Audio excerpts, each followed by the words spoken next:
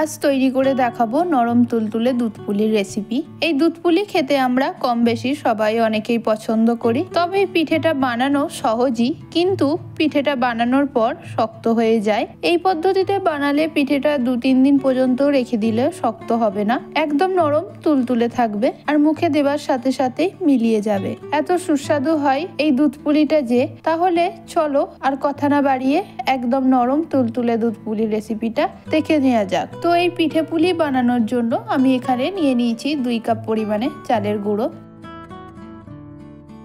এবার এই চালের গুঁড়োর মধ্যে দিয়ে দিতে হবে অল্প একটু নুন।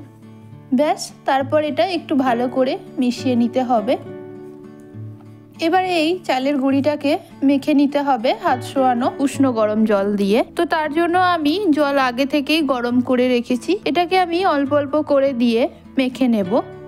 প্রথমে আপনারা অনেকটা জল দেবেন না, অল্প অল্প জল দিয়ে ভালো করে মেখে নিতে হবে। দেখে বুঝতে পারছেন এখানে এখনই জল দিতে লাগবে। আমি অল্প অল্প করে জল দিয়ে মেখে নেব। যখন দেখবেন এরকম একটা টেক্সচার এসে গেছে, জানবেন এটা পারফেক্টলি ভাবে মাখা হয়ে গেছে। তারপর এটাকে 25 মিনিটের জন্য ঢাকা দিয়ে রেখে দেব। এবারে পিঠের পুর বানাবার জন্য কড়াইতে নিয়ে নেব 1 কাপ পরিমাণে কুড়ানো নারকেল, আর দিয়ে দেব 1/2 কাপ পরিমাণে খেজুরের গুড়। আপনারা চাইলে চিনিও ব্যবহার করতে পারেন।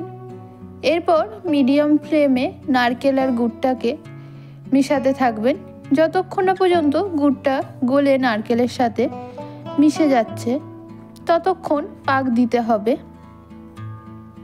এটা করতে বেশিক্ষণ সময় লাগে না। যখন দেখবেন গুড়টা নারকেলের সাথে মিশে এরকম একটা শুকনো হয়ে আসছে, তখনই জানবেন পুরটা আমাদের একদম রেডি হয়ে গেছে। এবার কড়াই থেকে নামিয়ে একটা প্লেটে ঠান্ডা করে নেব। এবার আমি দুধ পুলির দুধটা গরম করে নেওয়ার জন্য একটা কড়াইতে নিয়ে নিয়েছি 3 কাপ পরিমাণে লিকুইড দুধ, যার মধ্যে দিয়ে দেব 1/2 কাপ পরিমাণে চিনি। এর মধ্যে আমি পরে গুড় ব্যবহার করব, তাই 1/2 কাপ চিনি ব্যবহার করলাম, কিন্তু আপনারা যদি গুড় ব্যবহার না করেন তাহলে এখানে 1 কাপ চিনি দিয়ে দেবেন। তারপর ফ্লেমটা মিডিয়ামে রেখে দুধটা গরম করে নেব। যতক্ষণে দুধটা গরম হচ্ছে আর চিনিটা গলছে, ততক্ষণ এদিকে আমি দুধ পুলির জন্য পুলিগুলো বানিয়ে নিচ্ছি। আর পুলিগুলো বানানোর জন্য ডোটা আমাদের পারফেক্ট রেস্ট হয়ে গেছে। পুলিগুলো বানানোর আগে আমি এটাকে আরও একবার ভালো করে মেখে নেব। তারপর ডো থেকে অল্প একটু ডো নিয়ে হাতের তালুতে রেখে গোল করে নেব। তারপর শুকনো চালের গুঁড়িতে হালকা লাগিয়ে নিয়ে এবার সাইডগুলো একটু একটু করে পাতলা করে নিয়ে তার সাথে মাঝখানটা একটু ডিপ করে একটা বাটির শেপ দিয়ে নিতে হবে। এবার ঠিক এর মাঝখানে যে পুরটা রেডি করেছি সেটা অল্প পরিমাণে দিয়ে দিচ্ছি। তারপর সাইডগুলো ভালো করে মুড়ে দেব। ব্যাস, তাহলেই রেডি আমাদের পুলি।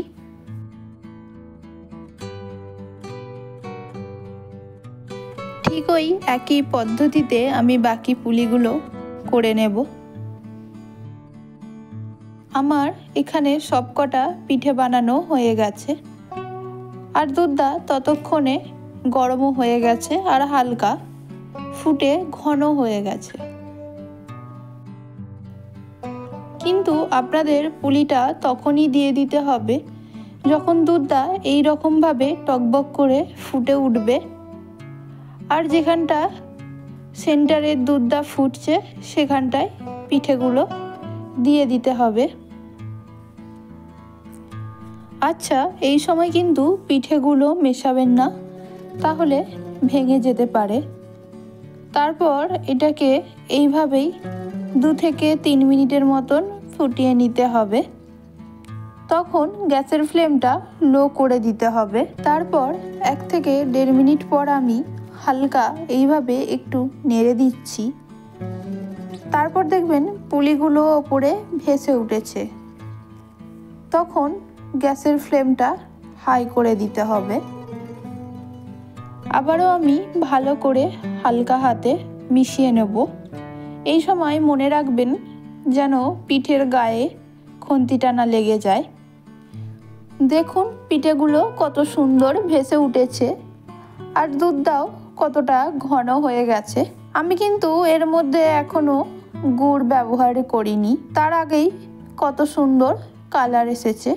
এবারে গ্যাসের ফ্লেমটা অফ করে দিয়ে এর মধ্যে দিয়ে দেব হাফ কাপ পরিমাণে খেজুরের গুড়। তারপর ভালো করে এটাকে মিশিয়ে নেব। দেখুন কত সুন্দর একটা কালার এসেছে আর এর ঘনত্বটা ঠিক আছে। আশা করি এই সহজ রেসিপিটা আপনাদের ভালো লেগেছে। আর যদি ভালো লাগে অবশ্যই বাড়িতে ট্রাই করবেন আর আমাকে কমেন্ট করে জানাবেন। নতুন বন্ধু হলে চ্যানেলটি সাবস্ক্রাইব করার অনুরোধ রইল। হাজির হব আবারও নতুন নতুন ভিডিও নিয়ে। ততক্ষণ ভালো থাকবেন, সুস্থ থাকবেন। ধন্যবাদ।